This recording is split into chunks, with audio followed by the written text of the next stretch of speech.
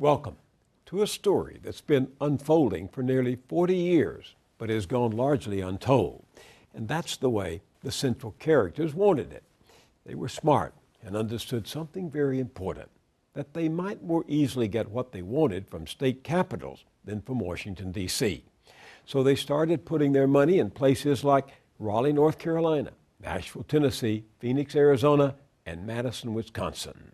That's because what happens in our state legislatures directly affects our taxes, schools, roads, the quality of our air and water, even our right to vote. Politicians and lobbyists at the core of this clever enterprise figured out how to pull it off in an organized, camouflage way, covering their tracks while they put one over on an unsuspecting public. This is the story of how and why it worked. Our report was many months in the making, and it's a collaboration between Tom Casciato and Kathleen Hughes, the filmmakers at Okapi Productions, and the Schumann Media Center that I head. Schumann supports independent journalism and public watchdog groups like the Center for Media and Democracy, whose investigators have been tracking the footprints of ALEC, an organization hiding in plain sight, yet one of the most influential and powerful in American politics.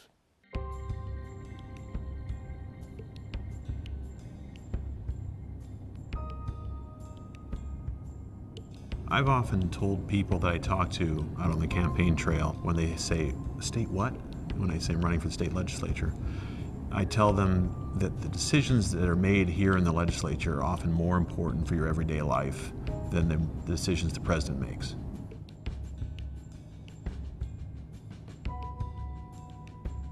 If you really want to influence the politics of this country, you don't just give money to presidential campaigns.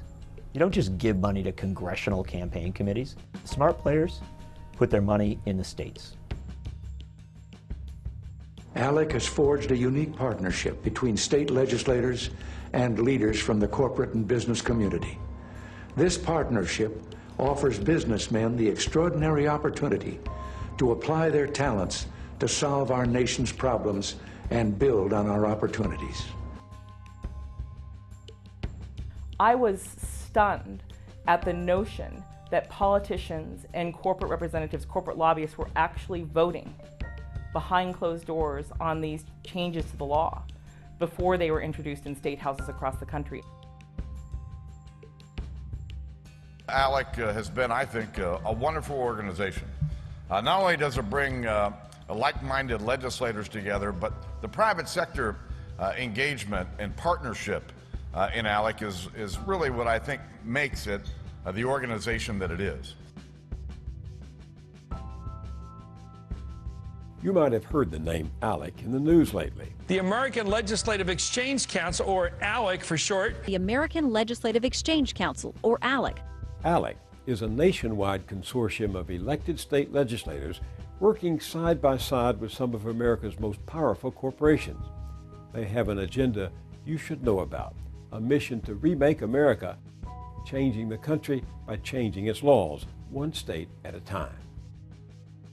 ALEC creates what it calls model legislation, pro-corporate laws like this one that its members push in state houses across the country.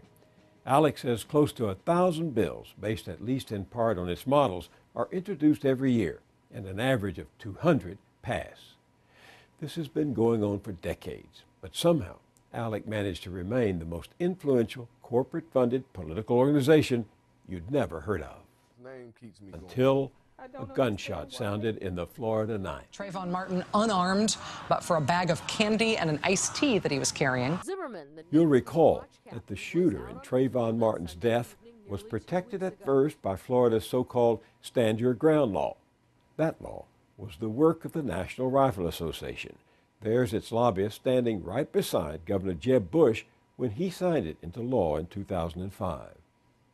Although ALEC didn't originate the Florida law, it seized on it for the Stand Your Ground model it would circulate in other states.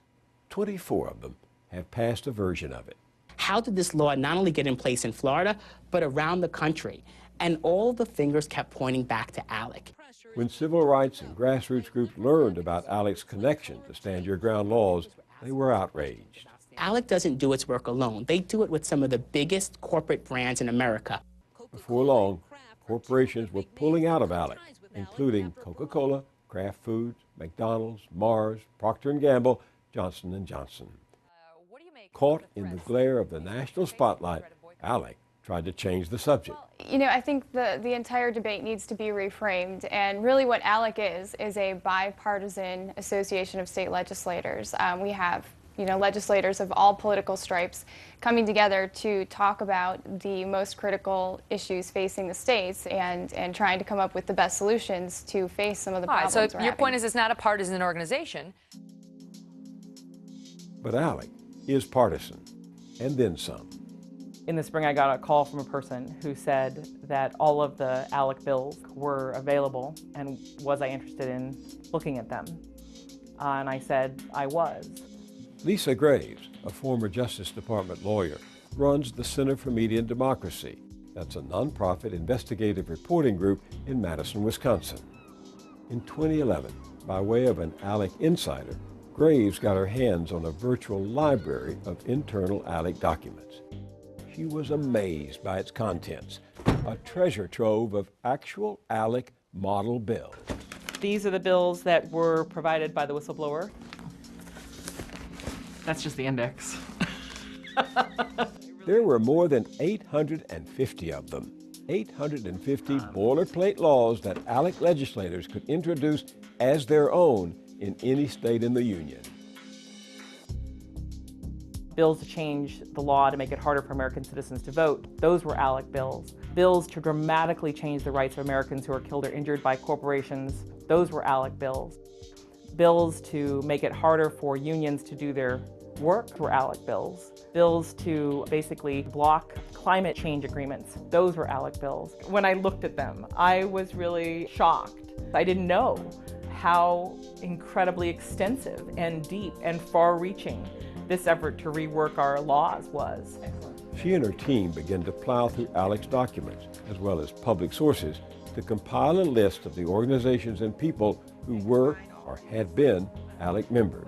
They found hundreds of corporations from Coca-Cola and Coke Industries to ExxonMobil, Pfizer, and Walmart.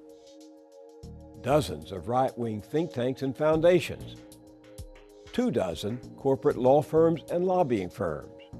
And some 1,000 state legislators, a few of them Democrats, the majority of them Republican. ALEC is a corporate dating service for lonely legislators and corporate special interests that eventually the relationship culminates with some special interest legislation, and hopefully that lives happily ever after is the ALEC model. Unfortunately, what's excluded from that equation is the public. In the Wisconsin State House, Democratic Representative Mark Pocan is trying to expose ALEC's fingerprints whenever he can. By one count, over a third of Pocan's fellow Wisconsin lawmakers are ALEC members. When you look around, especially on the Republican side of the aisle, a lot of members of ALEC. Front row, ALEC. When you start going down to you know, the chair of finance and some of the other members are all ALEC members. In fact, ALEC co-chair for the state. Row by row, you can point out people who've been members of ALEC over the years. There's two main categories they have. One is how to reduce the size of government, and the other half of it is this model legislation that's in the corporate good. In other words, there's profit-driven legislation. How can you open up a new market? How can you privatize something that can open up a market for a company? And between those two divisions, you're kind of getting to the same end goal, which is really kind of ultimate privatization of everything. Mark Pocan is something of an expert on ALEC. In fact, to learn as much as he could, he became a member.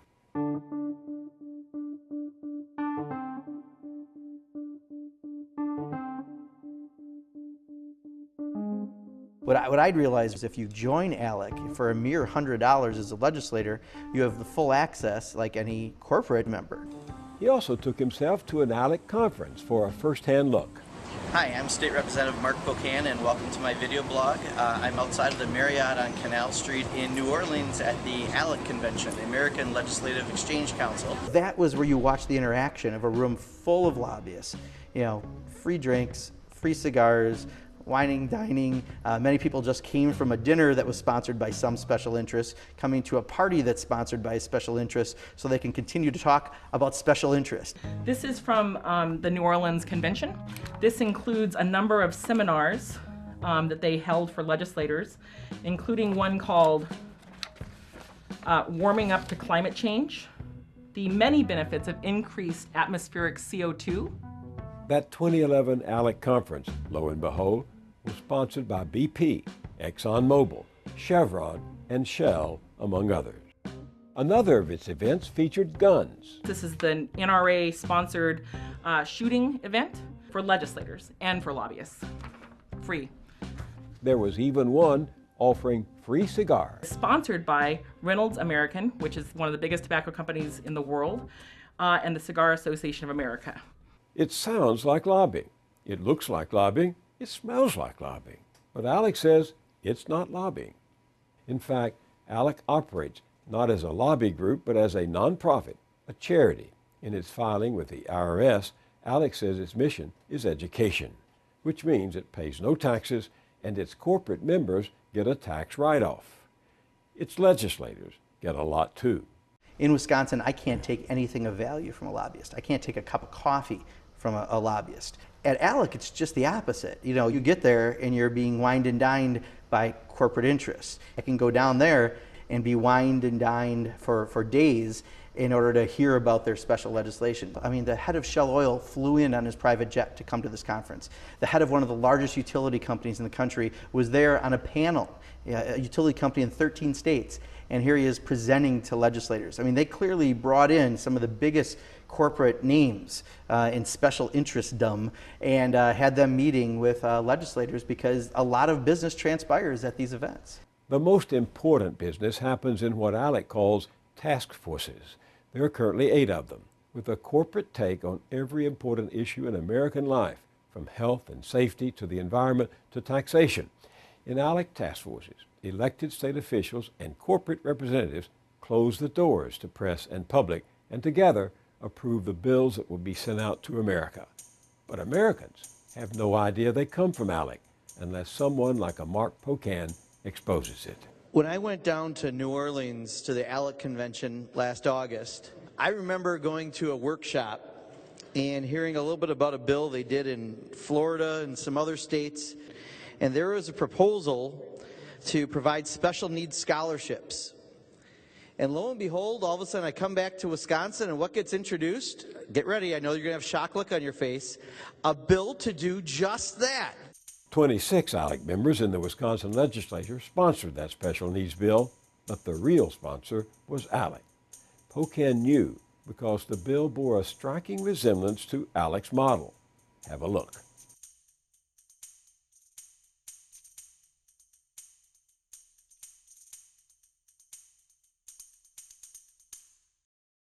But Pocan isn't only concerned that ALEC sneaks bills into the state legislature. The intent behind the bills troubles him too. Some of their legislation sounds so innocuous, but when you start to read about why they're doing it, you know there's a far different reason why something's coming forward, and that's important. If the average person knew that a bill like this came from some group like ALEC, you look at the bill very differently, and you might look at that legislator a little differently about why they introduced it. This is not about education. This is not about helping kids with special needs.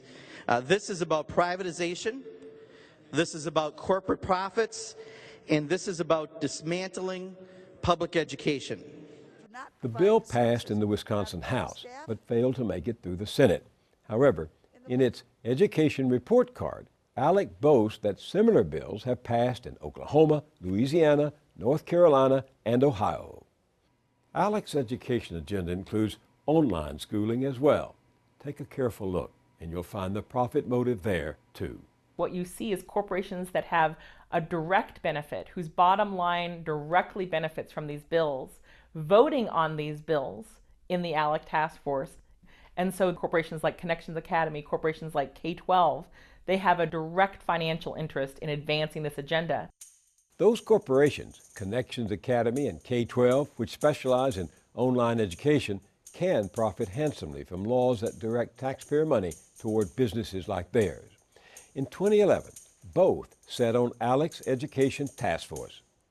But the two companies didn't just approve the model bill, they helped craft it. The proof is in one of ALEC's own documents.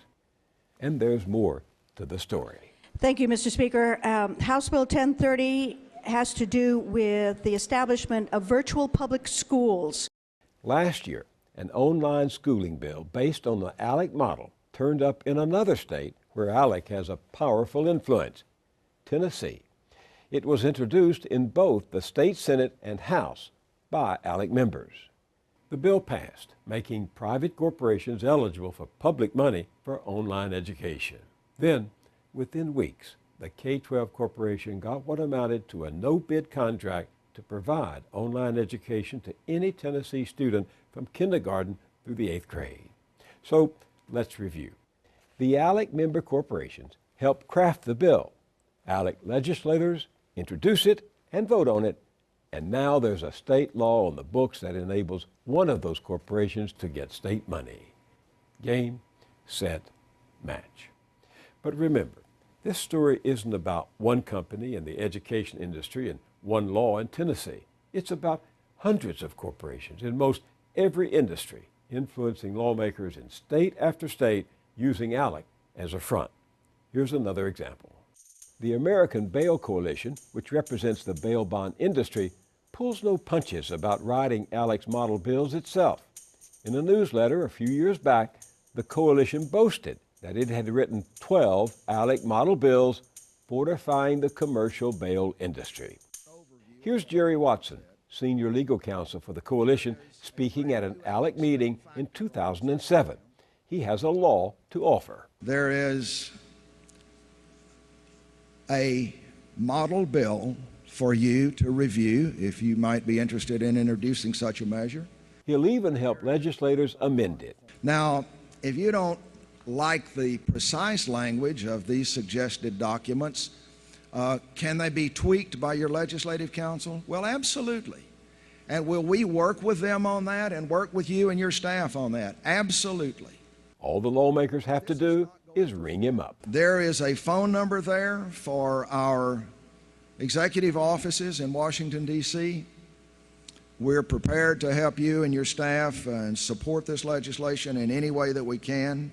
And guess what? There's gold at the end of the rainbow. But I'm not so crazy as not to know that you've already figured out that if I can talk you into doing this bill, my clients are going to make some money on the bond premiums. And corporate interest conflated with the public interest. If we can help you save crime victims in your legislative district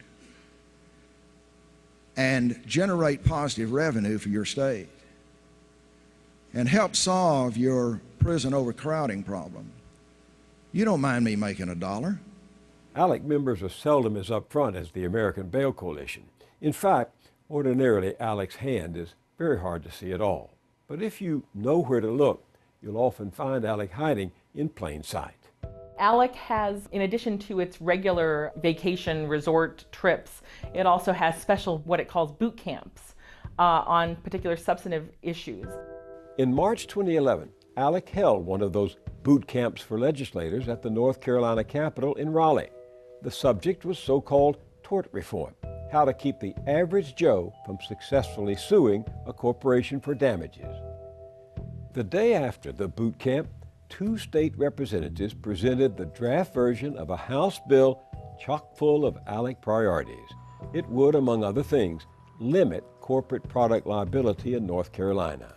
One of the representatives, Jonathan Ryan, was quoted in the Raleigh News-Observer saying of ALEC, "I really don't know much about them."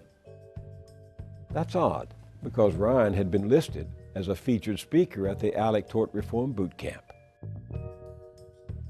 The paper also reported that Ryan said the bill wasn't copied from ALEC model legislation. That too is odd, given how the sections covering product liability could have passed as twins.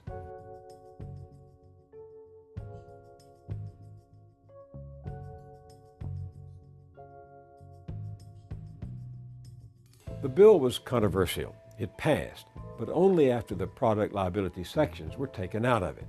But the tort reformers didn't give up. They were back a year later, this time with a draft bill aimed specifically to limit the liability of drug manufacturers. When the public was allowed to comment before a legislative panel, people who had lost loved ones came to testify against the bill. A son who had lost a father. You know, my dad's gone. All I can do is sit here and be a voice for him. He can't speak any longer. Emotional and a grandfather mourning his granddaughter. If this bill passes, an innocent victim in North Carolina, like Brittany, could not hold a manufacturer accountable. Everyone needs to be accountable for their actions. Unmentioned to those in the room, ALEC was present too, in the form of a lobbyist with drug manufacturing giant GlaxoSmithKline. His name is John Del Giorno. Several of the opposing testifiers today brought up very compelling, sad, empathetic stories about... Not only is Glaxo an ALEC corporate member, Del Giorno himself is also a vice chairman of ALEC's National Private Enterprise Board. The North Carolina bill has been tabled for now. So now you've seen how it works for corporations.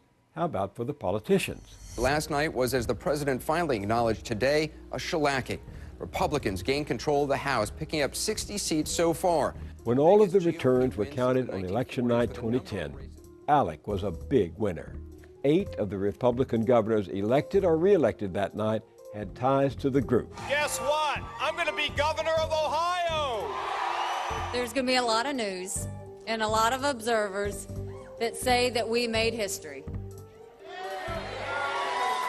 A clean sweep for Republicans. And a star was born that election night, Wisconsin's new governor, a son of ALEC named Scott Walker. Wisconsin is open for business. I've known Scott Walker, the governor of Wisconsin, for the better part of 20 years. And Scott is a classic career politician. I don't say that in a negative way. Journalist and Wisconsinite John Nichols has tracked Scott Walker's career since the 90s, when Walker was a state legislator and an ALEC member. And in 2010, he ran not presenting himself as an ALEC alumni or as an ally of big corporations or big business people outside the state. He ran a very down-home campaign. This is my lunch. I pack a brown bag each day so I can save some money to spend on, the more important things in life, like sending my kids to college. Nichols says that despite the folksy image, in the years leading up to Walker's 2010 campaign, he had become a master political fundraiser. And he began to really forge incredibly close ties with a lot of corporate interests that he had first been introduced to in ALEC, individuals and groups like the Koch brothers. David and Charles Koch, the billionaire businessmen behind a vast industrial empire, are also political activists with an agenda. Their companies and foundations have been ALEC members and funders for years. The Koch brothers were among the 2 or 3 largest contributors to Scott Walker's campaign for governor of Wisconsin. And the Koch brothers get that if you really want to influence the politics of this country, you don't just give money to presidential campaigns. You don't just give money to congressional campaign committees. The smart ones, the smart players, put their money in the states. Hi, I'm Scott Walker. It's state government that funds education, social services, and it taxes. If you want lower taxes and less government, I'm Scott Walker, and I know how to get the job done. And so the smart donors can change the whole country without ever going to Washington, without ever having to go through a congressional hearing, without ever having to lobby on Capitol Hill, without ever having to talk to a president. Please raise your right hand and repeat after me. The new governor moved quickly with a raft of ALEC-inspired bills. They included one similar to Florida's Stand Your Ground. Another made it easier to carry concealed weapons. There was a resolution opposing the mandated purchase of health insurance, and of course, there was one limiting corporate liability. The Wisconsin legislature passed a so-called tort reform measure that included parts of 8 different ALEC models. ALEC was elated, praising Walker and the legislature in a press release for their, quote, immediate attention to reforming the state's legal system. The But Scott Walker was also shooting for another big ALEC prize. Now, some have questioned why we have to reform collective bargaining. Taking away workers' collective bargaining rights. That had long been an ALEC goal. A candid video caught Scott Walker talking about it with one of his financial backers, the billionaire businesswoman Diane Hendricks. We're going to start in a couple weeks with our budget adjustment bill. The first step is we're going to deal with collective bargaining for all public employee unions, because you divide and conquer.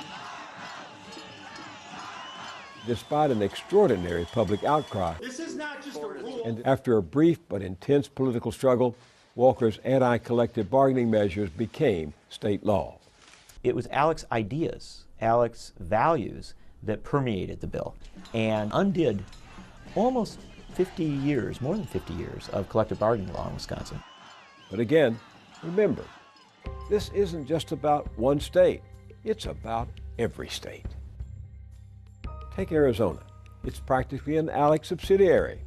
One report this year found that 49 of the state's 90 legislators are members, and 2/3 of the Republican leadership are on ALEC task forces.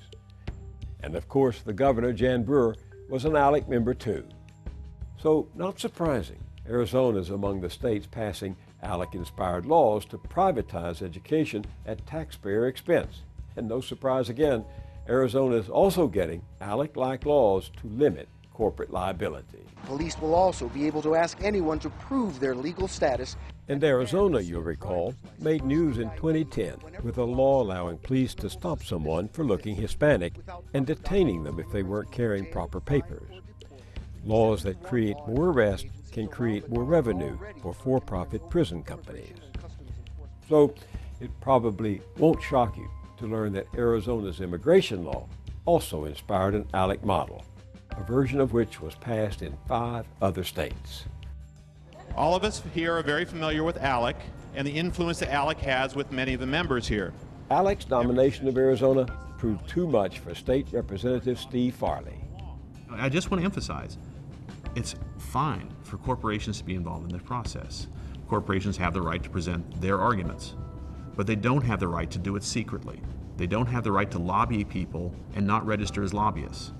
They don't have the right to take people away on trips, convince them of them, send them back here, and then nobody's seen what's really going on and how that legislator has gotten that idea and where is it coming from. Farley has introduced a bill to force legislators to disclose their ALEC ties, just as the law already requires them to do with any lobbyist. All I'm asking in the ALEC Accountability Act is to make sure that all of those expenses are reported as if they are lobbying expenses, and all those gifts that legislators received are reported as if they're receiving the gifts from lobbyists, so the public can find out and make up their own minds about who's influencing what. Steve Farley's bill has gone nowhere. ALEC, on the other hand, is still everywhere, still hiding in plain sight. Watch for it, coming soon to a state house near you.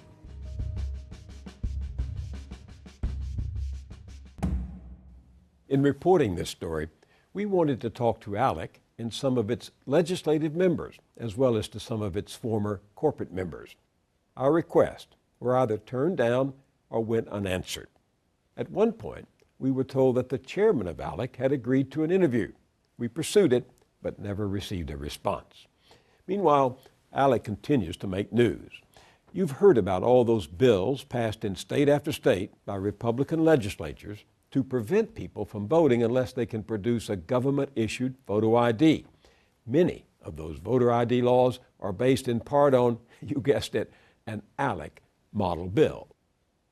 As you saw in our report, such groups as Color of Change have questioned whether ALEC is an organization with which businesses want to be associated. So far, about 40 corporations have decided their answer is no thanks and pulled out of ALEC. Still, many companies remain ALEC members, and ALEC continues to strengthen its ties to conservatives. Earlier this month, ALEC held a high-level, closed-door meeting with congressional conservatives in the nation's capital. The watchdog group Common Cause has filed a complaint asking the IRS to end ALEC's tax-exempt status and force it to register instead as a high-powered lobby. Many legislators would then have to tell their constituents what they've mostly been able to hide up until now, that via ALEC, They've been wined and dined by high-powered corporate lobbyists who took a hand in shaping laws in the state where you live. Here's an example of what's at stake. The American Chemistry Council, that's the trade group for the chemical industry, has used ALEC to press for changes in health and safety rules on toxic chemicals. Earlier this year, the council poured nearly $650,000 into supporting Wisconsin Republican Tommy Thompson's bid for the U.S. Senate this November. The American Chemistry Council is responsible for the content of this advertising. By now, it won't surprise you to learn that Wisconsin's former governor has been a friend of ALEC going all the way back to his days as a state legislator, when he himself was an ALEC member. Take a listen to a speech Thompson made at an ALEC conference in 2002. Myself, I always loved to go to these meetings because I always found new ideas. And then I'd take them back to Wisconsin, disguise them a little bit, and declare that it's mine. Ah, yes, Tommy Thompson and so many others. Finally, ALEC, meet Alice. That's right, ALEC now has some competition. Inspired by Professor Joel Rogers, the Wisconsin champion of open democracy, Alice is a transparent, non-corporate, out in the open, web-based library of model laws on a range of public interest issues. Alice doesn't have corporate or billionaire backers. The work is done by volunteers. So in the constant struggle for democracy, it's still David versus Goliath. But as you'll remember from that ancient story, the giant doesn't always win.